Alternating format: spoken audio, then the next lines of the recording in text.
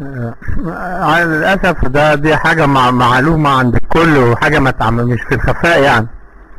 يوم 1/4 سنة 2009 أنا كنت في الكاتدرائية، أنا ومجموعة من الإخوة اللي بيشاركوني في رسالتي، وكنا بنوزع كتاب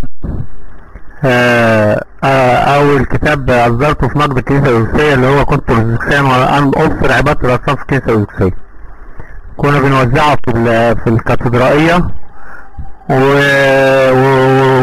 وبعت تقريبا نسخة للبابا، وقالوا له سألوه سؤال عن الكتاب دوت، وبما معناه ان الكتاب بيتوزع عندك في عقر دارك.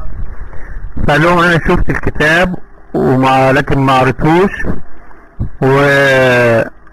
واحنا ما بنعبدش اصنام، احنا بس بنقدم احترام وتكريم. واكتفى بالاجابة المقتضبة ديت. بعتوا له سؤال تاني، فهمت من اجابته، والاجتماع مسجل، وكل تسجيلات اجتماعات البابا مسجلة، وممكن اللي مش مصدق يروح مكتبة الكاتدرائية ويطلب تسجيل اجتماع يوم 1/4 سنة 2009.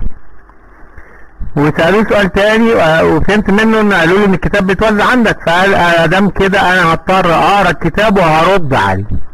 والى اليوم لم يفي البابا بوعده وما ردش على الكتاب. يعني تعلم لي ايه انه ما ردش على الكتاب وقال هرد عليه؟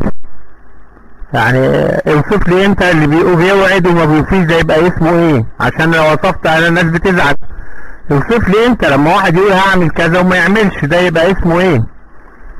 اما انه جبان مش قادر وخايف يرد، او اما انه كان بيكذب وهو بيقول هرد وما بيردش. يعني لو عندك تفسير ثالث غير الاثنين دولت قول لي. يقول لك قال احد اعضاء جماعة خلاص النفوس انه كان ارثوذكسيا، ويقول ان تكريم الصليب والقديسين عبادة اصنام. هل في ناس بيعبدوا الصليب او بيعبدوا القديسين؟ مفيش عبادة. التكريم شيء والعبادة شيء اخر.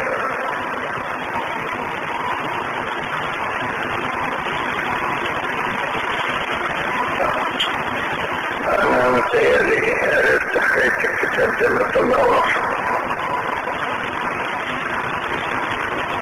اقروا كتاب اللاهوت المقارن اللي انا اصدرت لكم من زمان، وفي اجابات كثيرة عن هذه المواضيع.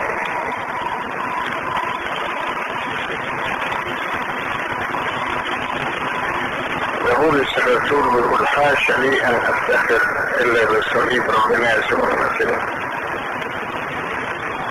والسلطان موجودة من اقدم الوصول في الكنائس. واخد برضه بقى الجواب عن الكتاب اللي مكتوب فيها عبادة الاصنام في الكنيسة.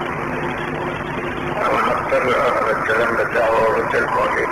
يعني انا شفت الكتاب ده لكن ما قريتوش.